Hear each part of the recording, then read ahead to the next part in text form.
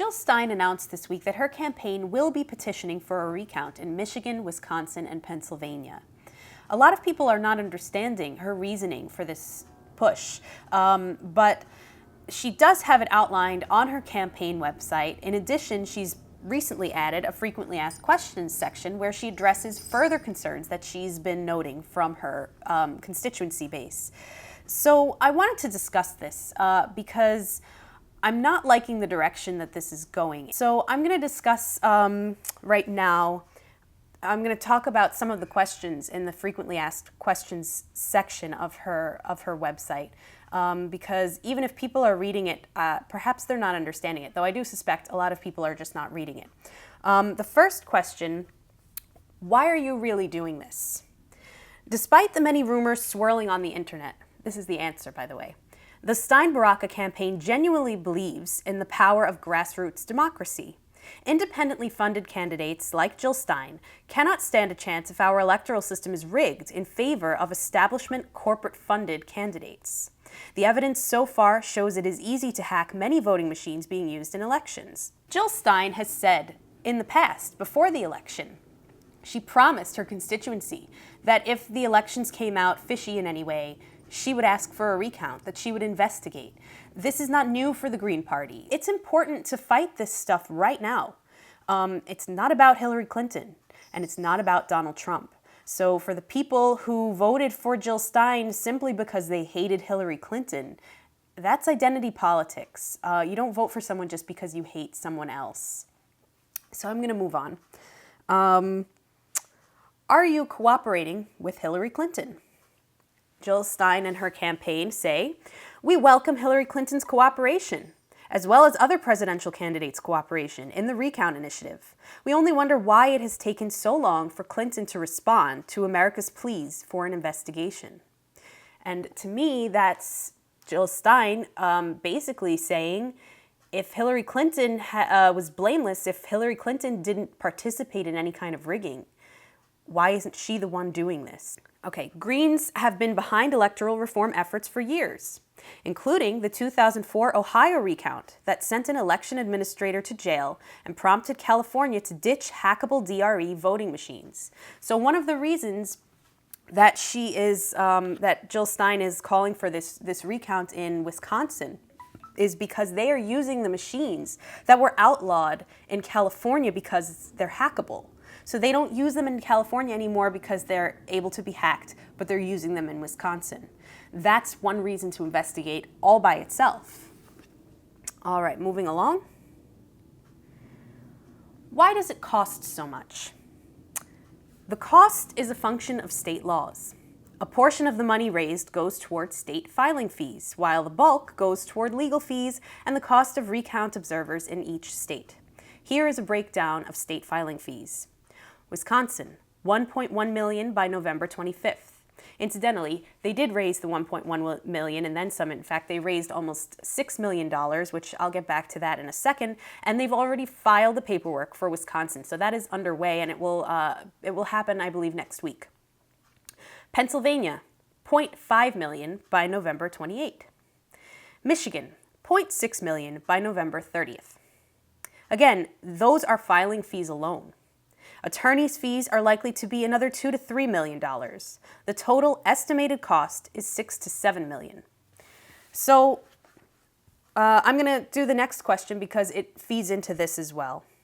Why don't you use crowdfunding site that lets people get their money back?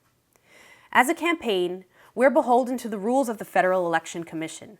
It does not allow campaigns to use crowdsourced funds. So again, that's not their choice. Okay, they have to follow the campaign rules. These are all, yeah, here's one more question about the money. How will you use surplus funds? If we raise more than what's needed, the surplus will also go toward election integrity efforts and to promote voting system reform. That seems acceptable to me. The thing about the money that I want to discuss is that people are saying it's very suspicious that Jill Stein, who struggled to raise money during her campaign, has managed to raise almost $6 million in less than a week.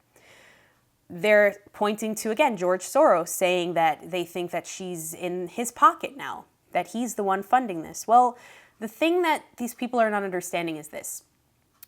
Jill Stein was raising money during her campaign from people who were supporting her campaign. We know how small a number that is. Obviously, she didn't get 1% of the vote, or she got just 1% of the vote. She was polling only at 3%. She didn't have that many supporters.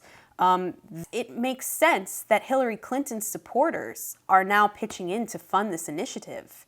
It's not just Jill Stein's supporters. And this is, I think, where people are not quite understanding that it's not the same group of people who are funding this as who funded Jill Stein. And while that looks bad to people, I'm not sure why that is. Of course, Clinton's supporters want to see this move ahead.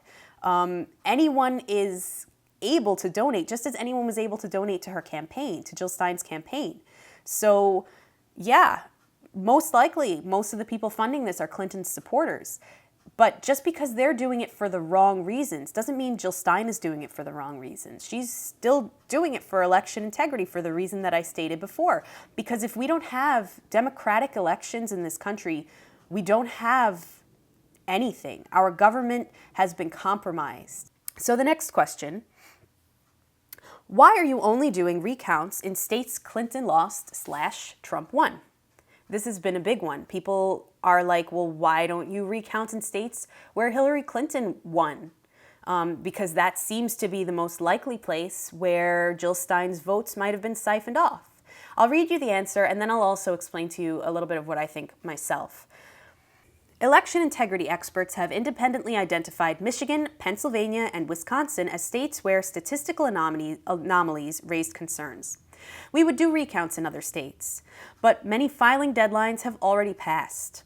Recounts in states where deadlines have not passed would be considered if funds are available. She knew that it would be much easier to get funding for these states, these particular states where Clinton lost and Trump won. I don't think that that was a mistake, that she didn't calculate that. Of course she knew that she'd be able to get funding for that. And once she gets funding for these states, she may be able to, as they say, we would do recounts in other states, but many filing deadlines have already passed. Recounts in states where deadlines have not passed would be considered if funds are available. So it's basically like, why not go for the low-hanging fruit? If that's your best chance at getting funded, you take it. Because as I said, it's not about Dr. Stein. It's not about her. She's doing this for all of us. She's doing it to help our elections remain democratic. If this is her best chance at doing that, the states where anomalies were seen, I mean, these states are getting attention because people want Hillary Clinton to be president. Fine. That's why the people are looking into it in these states. Other states where Hillary Clinton won, people are not looking into. So we don't know really. We don't have information on those states as much as we do on these states about whether there were anomalies, because no one's looking at those. So since she can justify the recounts in these states and she knows she can get it funded, this is where she's going to start. And if she can manage to get a movement together and it carries, then she'll look into those states too. If she has the money, I'm sure that she will file in those states if she can find justification to do so. So it makes sense in a lot of ways for her to do that, even if she's not supporting Hillary Clinton. Can you recount votes in Nevada, Oklahoma, or South Dakota? The Stein-Baraka campaign was not on the ballot in those states, so it cannot file paperwork to recount votes. That one's pretty straightforward. All right, one more thing I want to read is from an article from The Guardian.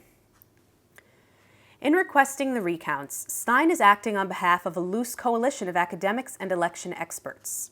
Her Wisconsin petition features an affidavit by J. Alex Halderman, the director of Michigan University's Center for Computer Security and Society, who has for years detailed vulnerabilities in electronic voting machines used in the U.S. One of the leaders of the coalition, John Bonifaz, founder of the National Voting Rights Institute, expressed frustration that critics were accusing Stein of exploiting disappointment over the election results to collect money and gather contact details from liberal activists. This was all driven by the nonpartisan election integrity community, said Bonifaz, a constitutional attorney, in his first interview about the recount effort. I'm the one who asked Jill Stein to file these petitions. Bonifaz also defended Stein's decision to increase her fundraising target from its original $2.5 million, which led to more criticism. Bonifaz said the coalition had retained the New York law firm Emery, Selly, Brinkerhoff, and Abity, which has extensive experience in election disputes, and had advised them to budget $7 million for the effort. "This is going to be a very costly campaign," said Bonifaz, adding that the average contribution from the tens of thousands of supporters who had donated was about $42. "But it is something that a lot of people clearly want." So I'm going to stop there and just leave you with a little bit of, again, my own interpretation of these things. Yes, Hillary Clinton's supporters obviously want a recount. There have been petitions circulating for weeks about this recount. I don't think anybody's any stranger to them. They have said in these petitions that were trying to petition Hillary Clinton to do this recount, in these 3 states, there were anomalies and they need to be looked into. And yes, the people who are Hillary Clinton's supporters who want to see this recount done want to see it done because they're hoping that Hillary Clinton will carry the nomination. That's just the way it is on their end. I am not in sympathy with those people. I personally have never thought that Hillary Clinton is a safer choice than Donald Trump, though I don't like Donald Trump. I'm not a Trump supporter. I'm not a Hillary Clinton supporter. I do support Jill Stein. I support her because of her policy proposals. I support her because she has been working hard to make sure that someone is representing the integrity of the electoral system and the integrity of the United States of America and the voter base, her voter base. So that being said, even though there is a small chance that this could result in an overturn of the election results, it doesn't matter. And it doesn't matter only in the sense that what matters more is that we have elections with integrity in this country. That matters more. It's time now that we start fighting back. It's time now for everyone to wake up to what's going on in this country. Look at what's happening in North Dakota. What's happening in North Dakota is not an isolated event. Those people are not just, the people on the front lines there are not just on the front lines of that conflict. They are on the front lines of the revolution. If you look at our media, they've become, as Amy Goodman says, a megaphone for the corporate interests and for our government, rather than representatives of and protectors of the people. So we have to be the media now. And as part of that struggle, I'm hoping to make some more videos of this nature. I'm also writing some articles. I wrote a couple before the election. I'm working on one now. And will continue to do so in the future. If you want to check them out at martinamorano.com, I'll leave the link below in the description of this video, along with a couple of other links that you can look at to inform yourself about this particular situation with the recount. And again, I hope that you'll all keep informed. I hope that you'll all help in the efforts to build an independent media funded by the people who aren't beholden to anyone. And I hope that we can all stay connected. It's very important right now for all of us, wherever we are, to keep our minds open, to listen to what's going on, and look at as many different sources as you can to really get to the meat of what the reality is of the situations that are being reported in our media, because there's a lot of propaganda going on. And a lot of it right now, I've been so disheartened to see people turning on Jill Stein for doing something that is perfectly in keeping with her ideals, and with the ideals that, if you're a Jill Stein supporter, you supported during this past election. You were brave enough to step away from the crowd, to do your own research, to make your own mind up about the issues that are going on, to understand things in a way that made it so that maybe you weren't so popular among your friends and your family. So you've come this far. I'm not saying that means that Jill Stein is infallible. And if she does something that I believe is counter to her ideals, counter to my ideals, I'll absolutely call her out on it. I will absolutely make a video about it. I will absolutely, after researching to find out what her position truly is, if I find it not to be in line with progressive ideals, I'll have beef with it. There will be something to say.